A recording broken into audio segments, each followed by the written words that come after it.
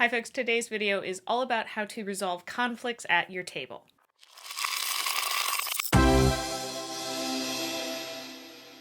There are a lot of methods that you can do to kind of prevent interpersonal conflicts at the table. Things like having a session zero, talking about what are the expectations, the social contract, using safety tools like lines and veils. All of these things can help minimize the opportunities for those interpersonal conflicts to come up, but inevitably it's going to happen. Like, no matter how much talking and how preventative you try and be, at some point there's going to be some kind of tension, some kind of conflict at your table. So this is a video kind of about what to do when that happens.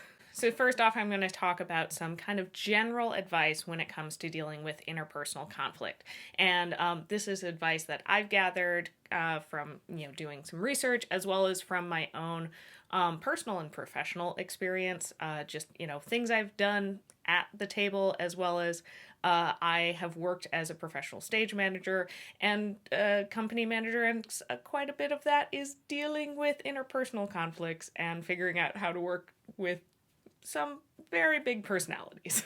First off, you have to figure out what is causing the conflict, and I'll get into kind of a bunch of different causes of conflicts for your table in a moment. So some general advice on how to deal with this is approach it in a non-confrontational way. Don't go into it trying to assign any blame. Try and approach it in a let's find a solution. I found I feel statements work the best when you're having these kinds of conversations. Instead of saying things like, when you did this, it really hurt my feelings. Instead say, I felt attacked when you said blank, or when you did blank. It makes it much less confrontational. It's not assigning blame, but it is stating, this is how I felt when this happened. And when you're going into these conversations, really give these conversations your full attention. Be active listening. Don't interrupt the other person. Allow them to finish.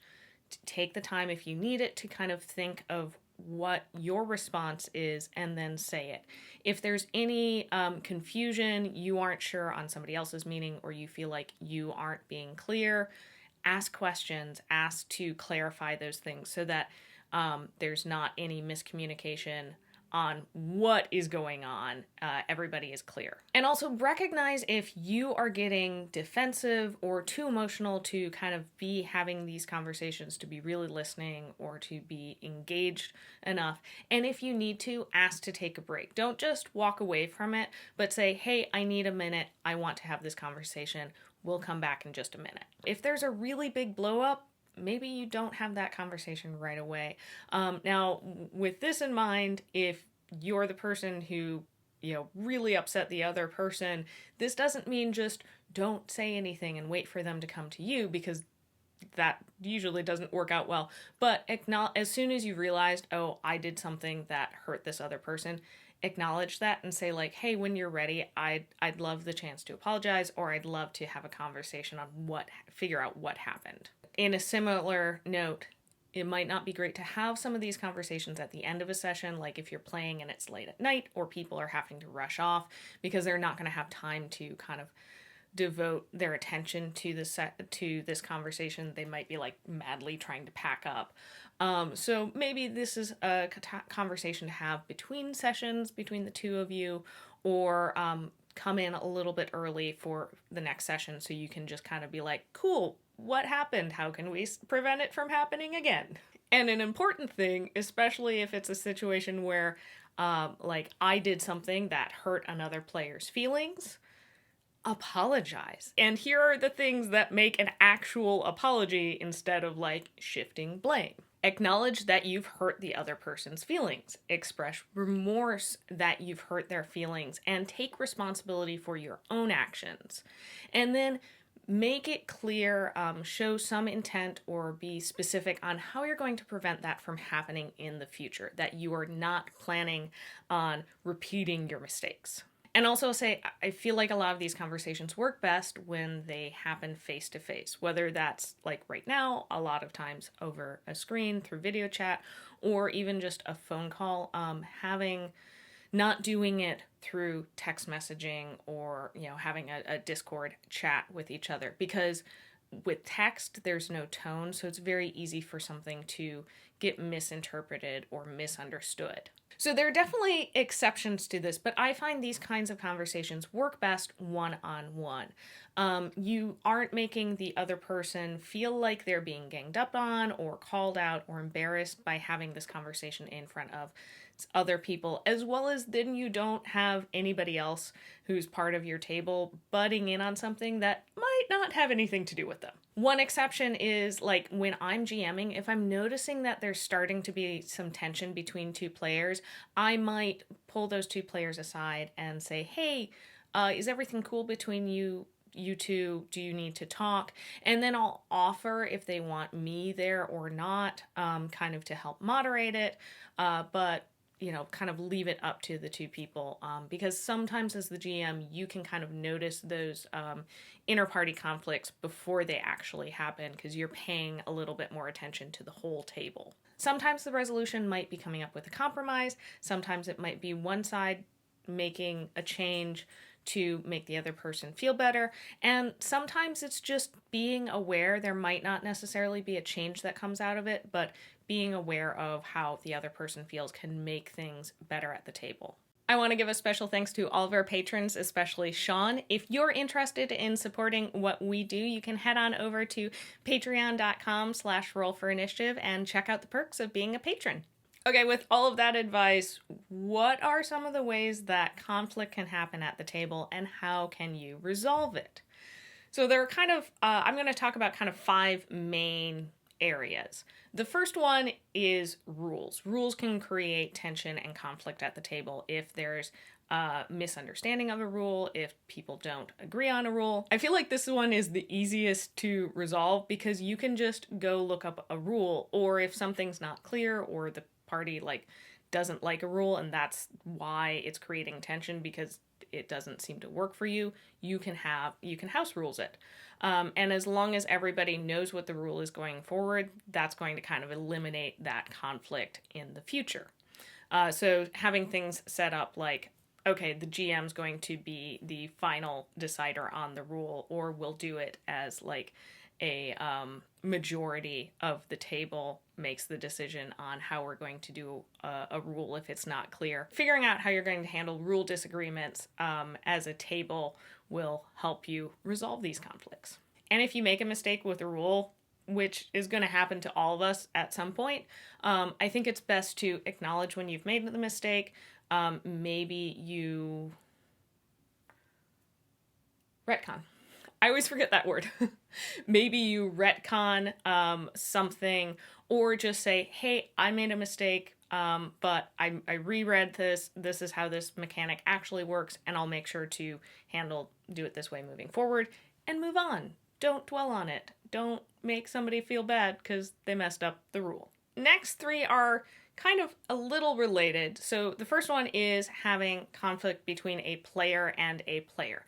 Maybe it's a matter of personalities clash. Maybe it's something that was said before a game or in game that somebody's feelings were hurt. Use those general things that I talked about to figure out where the conflict is and find a solution, whether that's, making a compromise, or maybe it's we're never going to be best friends, but we can both sit down and have a good time at the table and put aside whatever our differences are while we're at the table. The next one, it can be a little tricky to identify, and that is player character conflict. So that's when something a character is doing is hurting or offending a player. So I've run into this where a player was using a specific swear word as their character, and my character wasn't necessarily offended by it, but me personally as a person, I find that specific word that was being used very offensive. So I just brought it up and they said, cool, I will stop using it. And that was that. It was minuscule conflict because it got resolved so quickly. Another example is in the home game that I was running, Ryan was playing a tabaxi who liked to pick things up and keep things because she didn't understand personal belongings and that she was stealing it. And when this kind of, after a couple sessions after this had happened, one of the other players at the table said, hey, I have a real problem with characters who steal things and purposely like hide information from the party. And so they sat down and talked about it, and they kind of came up with a compromise that Ryan was not going to just completely erase that character trait, but he would make sure that he never stole anything from the group or was purposely keeping any information from the party.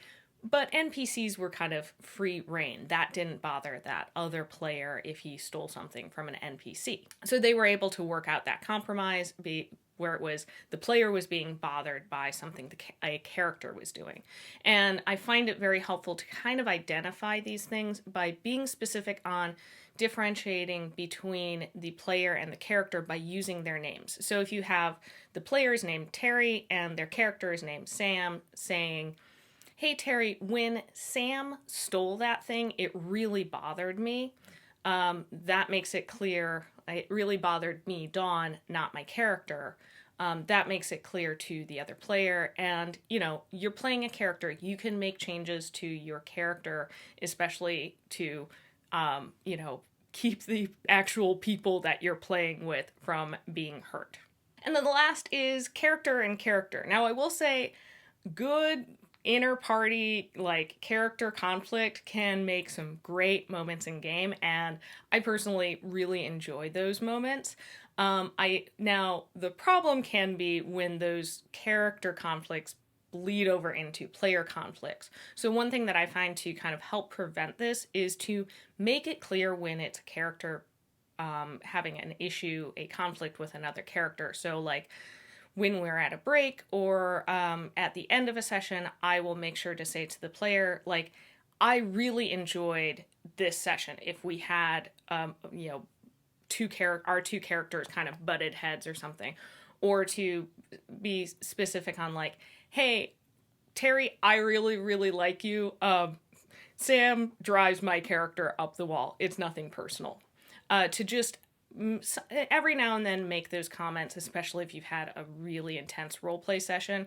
That helps create those boundaries between the character and the player so that it doesn't have the opportunity to bleed over into player conflict. And then maybe if you do have two characters that are really, really butting heads and suddenly that's not fun, you can bring that up and figure out maybe changes you can make to the character, either changes or prompt a conversation for the characters to have to resolve that conflict. And then the last one is much more kind of GM and player conflict, and that is when the narrative of the game is creating a conflict at the table. Now, there are certainly ways to help avoid this by discussing the themes and topics of the campaign with the table during session 0, or using safety tools like lines and veils. You can avoid having topics or narrative elements that are going to be triggers for anybody or be something that's going to create conflict between the player and the game master. But sometimes you might have a topic that you didn't realize is a trigger for you, or something in your personal life has changed, and suddenly something that you thought you were going to be okay with is not something you want to be dealing with in game and is creating a lot of tension. So what do you do when that happens? Like, for example, if you have a player that joins a game and you're playing like a Call of Cthulhu or another game where insanity is a mechanic and memory loss and stuff like that, and then a year into playing the game they have a loved one that's diagnosed with like dementia or Alzheimer's and they're dealing with all of that in their personal life, they may find that suddenly that narrative theme or that game mechanic is creating a lot of tension for them at the table. It's not making the table feel like a fun place because they want to approach it as an escape. Then that might prompt having a conversation of how do we resolve this kind of conflict between the player and the narrative element. So there are a couple things you can do as a game master. First, you can change the narrative or take out that element. This might be just pivoting the story a little bit. and, you know, saying like, oh, well, we were going off on the side quest that involved this, so we're gonna do that a different side quest.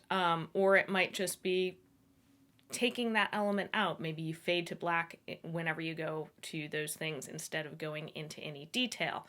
Figuring out with the player, having a conversation of like, where does your comfort lie? Where are you okay with going with this? You might also just change the game. If you're finding, hey, nobody is really enjoying where this campaign is going, and especially if you as the GM have no idea how to, you know, pivot or switch it around, you can just stop. Like, there are plenty of campaigns that fizzle out. Like, I feel like actually reaching the end of a campaign is pretty rare. If it's not fun, stop playing that, and you can just pick up a new campaign. Maybe you keep the characters and you just plop them into a new story. Or maybe you start a brand new game, brand new system, brand new setting. You know, there's a wide variety of how you can use that solution. And the third one I feel like is especially good if you do have that player that has something come up that they weren't expecting, that suddenly a year into a campaign, a couple years into a campaign, there's an element that they are no longer comfortable with, and that's sitting down and having a conversation with that player. Maybe it's not the game for them. If one person is really, really not enjoying the game, it's going to end up affecting everybody at the table. And I love making compromises, but sometimes a compromise isn't going to work. All right, there you go. That's my general and specific advice on how to handle conflict at the table. So if you run into conflict at the table, how did you handle it? Do you have any additional advice? Or maybe what not to do? Let's continue the conversation down in comments below. Thank you so much for watching. Don't forget to hit that subscribe button. And if you're interested in some of the other things that we're up to, you can follow us on Twitter and Instagram. All right, we'll see you next time on Roll for Initiative. Bye.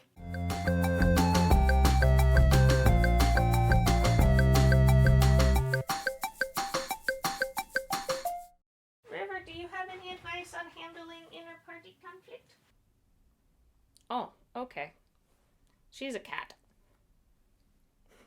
Hey, baby.